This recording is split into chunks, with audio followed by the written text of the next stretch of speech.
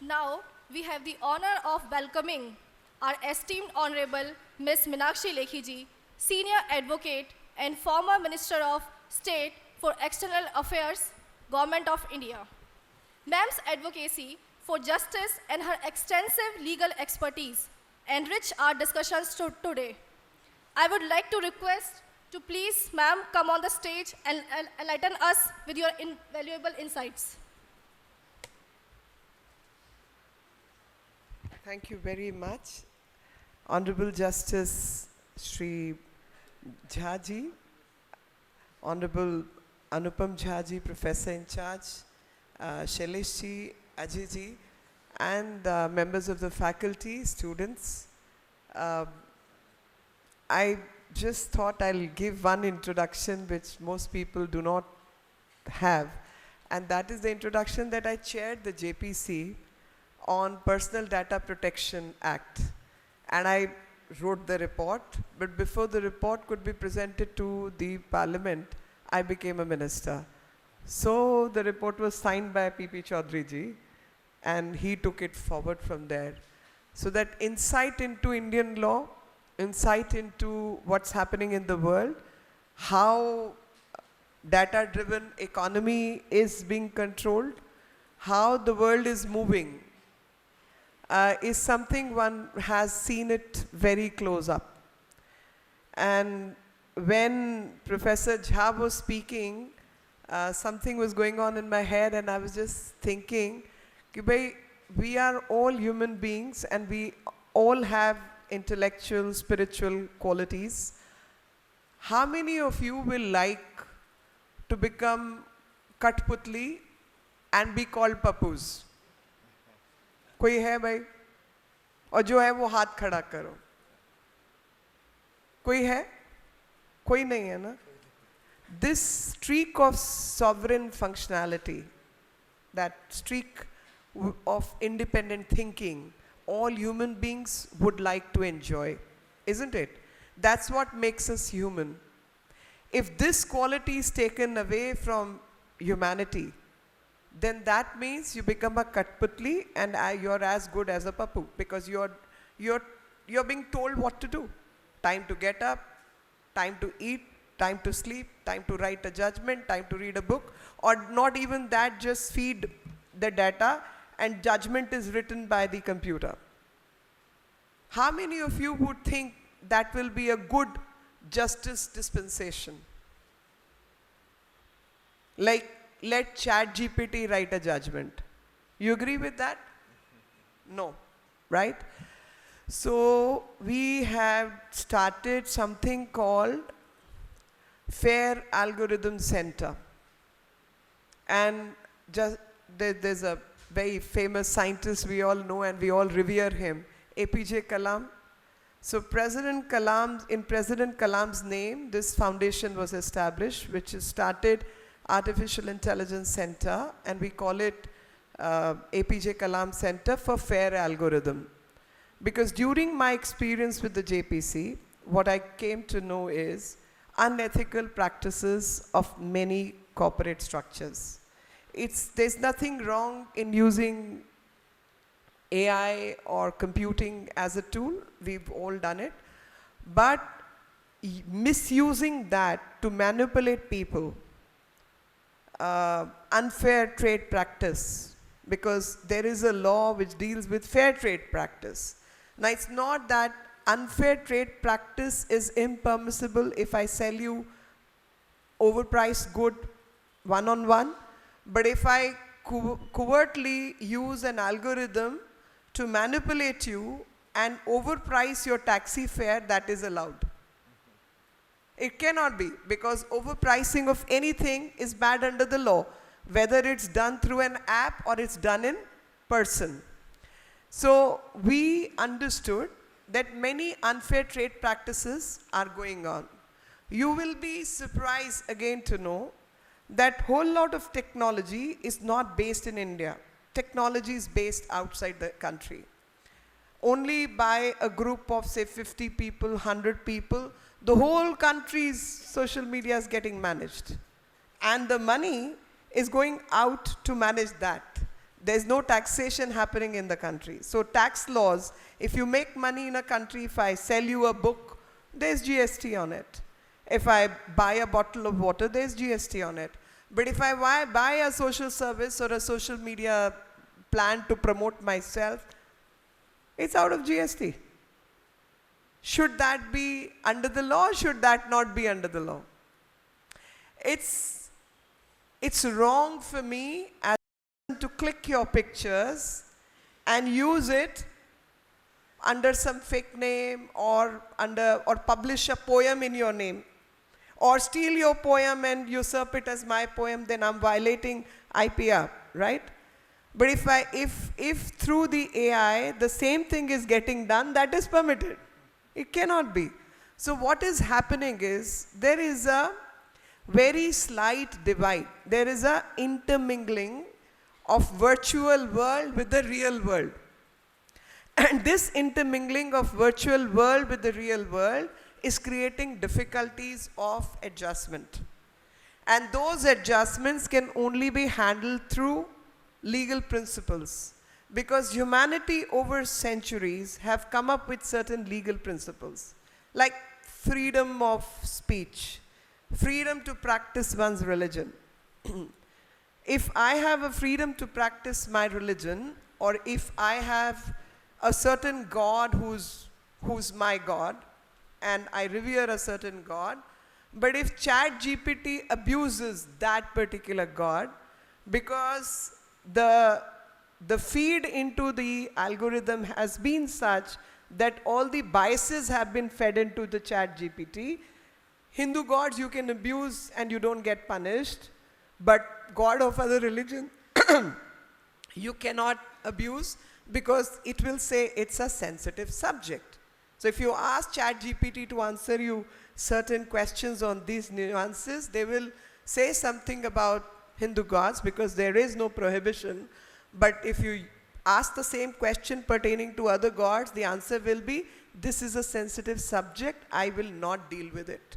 That means the human biases of people who are handling these machines and machine-based intelligence creeps into the machine and machine learning. And that machine learning will produce the same output and same biases and amplified far greater as compared to human beings. If I tell you a lie, I may be addressing maybe 100, 500 people. Some added to the internet, multiplied by 100 more, right? But if the same algorithm starts multiplying it at multifold at multiple platforms, then you are extending it. Somebody pays the money that this person should not be shown, so you are getting blocked at certain places. Certain other thoughts, people who are maybe low in caliber, incapable, are getting promoted because bots are promoting them and you've paid to get those promotions. So unethical and ethical, that line between ethical and unethical is getting merged. That's why we need a legal framework to handle these challenges. On the other side, it's a great tool. And when I come to law faculty or I come to Delhi University, I go back to my times, which is late 80s. During 80s, we all came from middle-income family backgrounds. Many books you will not buy, you will not be able to buy. You had to sit in the library to read those books because all the foreign writers, this, that, were not available. And then you sit in the library and there were some mischievous kids who will steal the pages. They will use the blade to cut the pages. So you went through those difficult times. But with the click of a button on the computer, you can read whatever you want, wherever, whatever material you want to access. So that's a great tool. You can think based on what your reading is. You can produce your paper and have it published in the universities. You don't even have an opportunity to visit because of visa difficulties, so on and so forth, but your paper can get published. And with virtual medium, you can even be connected with those universities. So it's a huge medium to inculcate the habit of reading, learning, and thinking. The point I'm trying to make, on one side, it is a tool, and that too a great tool. On the other side, the same tool can be used to manipulate us. Which way are we going to go? Are we going to let that tool manipulate us, or we use the tool in the right direction to answer the questions which are being faced by humanity? And that distinction, a theft is a theft. An unethical use of somebody's picture is a crime. Stealing of IPR material is a theft. I learned only yesterday that some girl, and that to a lawyer, was held hostage by some people, which we call as virtual arrest. She was in fact forced to take her clothes off in front of the camera and things like that. And only after 48 hours she realized what was happening to her. Sometimes you will get calls stating somebody speaking from custom department, there is a parcel, click at number 9, your identity is been stolen, somebody asked for your Aadhaar card, etc., etc. Now those are the difficult parts. Now all those thefts need to be punished. So if I steal a book, I get punishment. But if I steal your identity, how can I not be identified? If I publish a fake article in a newspaper, I'm liable for that. Misinformation is a crime. But if I use one of the social media platforms and spread misinformation, that gets amplified 1,000 times. And that's not a crime, because you're not able to go behind the docket as to who is the perpetrator of crime. So as technology changes, our thinking needs to change. And yet, more we change, more we come back to the point that if humanity needs to succeed, then humanity needs to work under rule of law. It cannot be that rule of law will apply in real state, but rule of law will not apply in virtual state. I cannot take out the money out of the country because I will be liable under money laundering, but I can buy bitcoins and take the money out. That has to be equally punishable. And that's where we need to use technology to punish the wrongdoers. And that's where we need fair algorithms.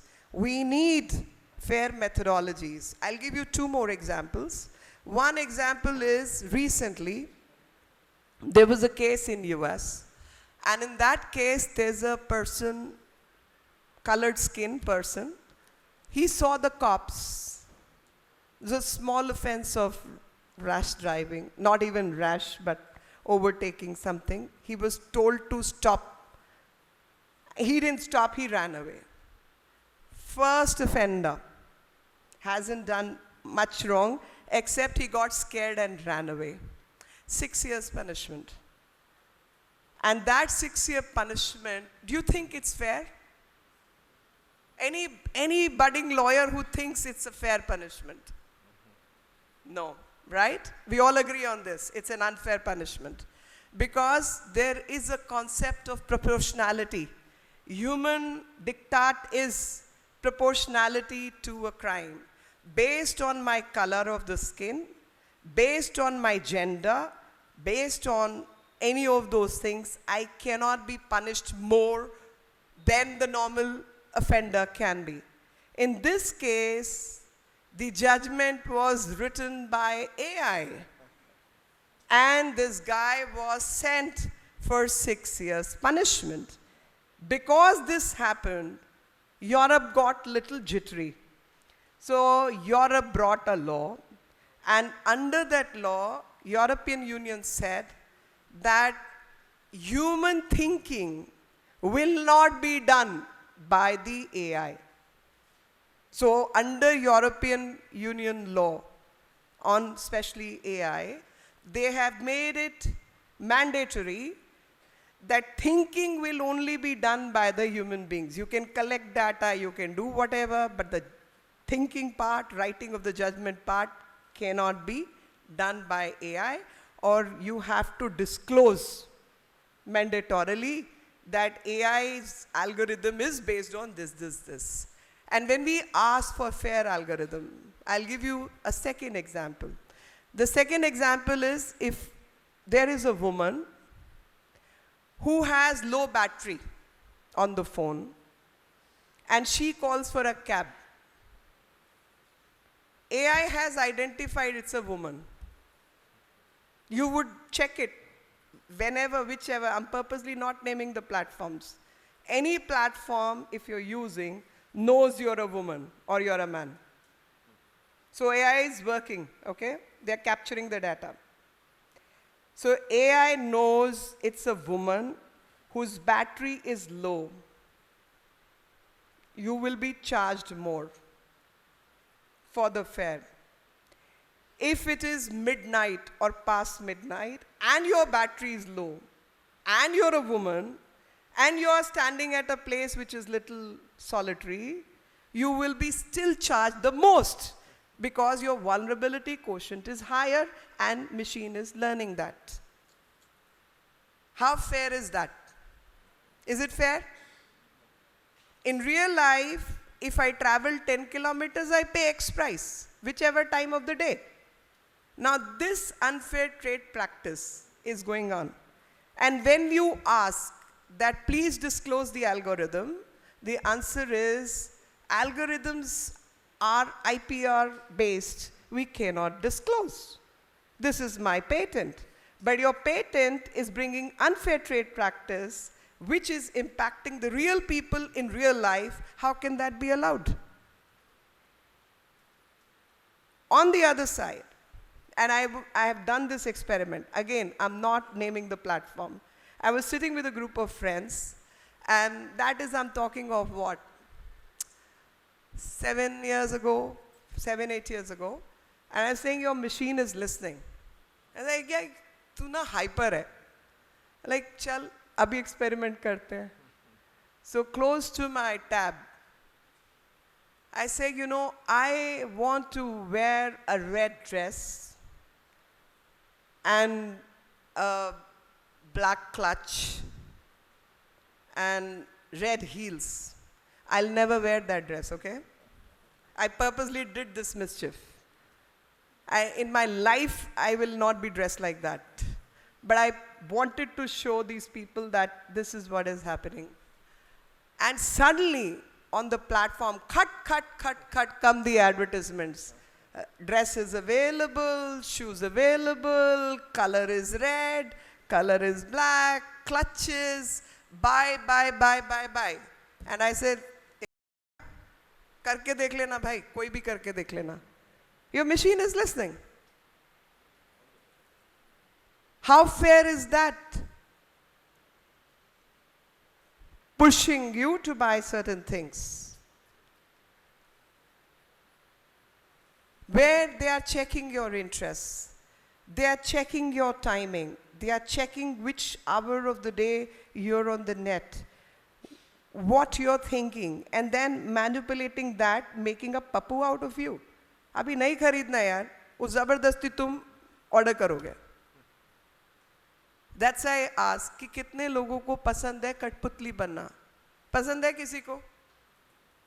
You see, we are all lawyers. The biggest thing with us is, irrespective of how well or how badly we do in life, that streak of sovereignty, that integrity, that human thing, in Punjabi we call it anak. We all have, all of us, that ego, that being, that power, that I think for myself and I think for others. If that autonomy on your body and mind is taken away, are we not being enslaved? We are being enslaved. That's my point. And that enslavement is not a good thing. Right from Alan Turing, who cracked the code, to Shannon, who made the computer, who could play the chess and beat the grandmaster, to the present day that ChatGPT will write letters for you, it is not the same thing. That submission to a machine and that sovereignty, that integrity, that anak is what is being taken away.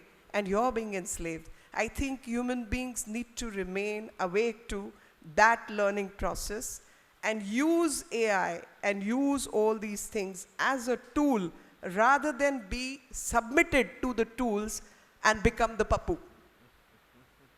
And I have another thing to add, and that is, I was talking to some people yesterday, day before, a couple of times, some universities and schools, and they were all talking about what a fantastic